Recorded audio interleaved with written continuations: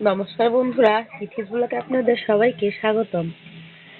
আজ বাবার বাড়িতে এসেছি, আর মা হচ্ছে চিতই পিঠা ভিজানো তৈরি করবে।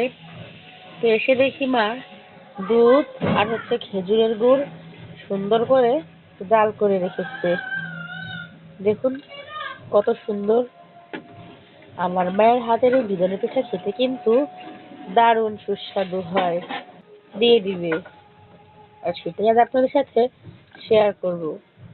আমাদের এখানে কিন্তু গাছ থেকে রস পেড়ে তা থেকে গুড় তৈরি করেই এই ভিজানো পিঠাটি তৈরি করা হয়। তা আপনারা যদি কেউ এই ফুল ভিডিওটি দেখতে চান তাহলে কিন্তু অবশ্যই কমেন্ট করে জানাবেন। আর এখন এর ভিতরে দিয়ে দিব ভেজে রাখা চিতই পিঠা। আমরা এটাকে সাজের পিঠা বলে থাকি। তো দেখুন,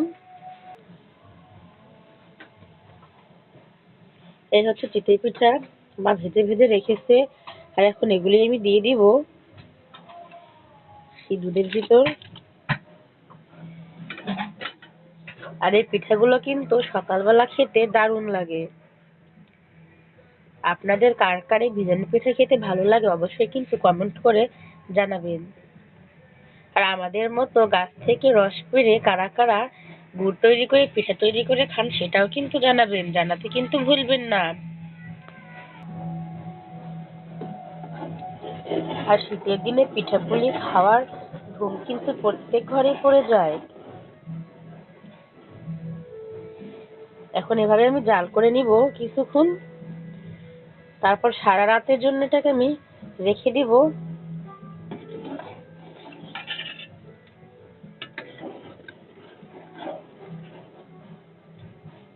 অসম্ভব মজার এই পিঠাটি আপনারাও কিন্তু বাড়িতে তৈরি করে খেতে পারেন।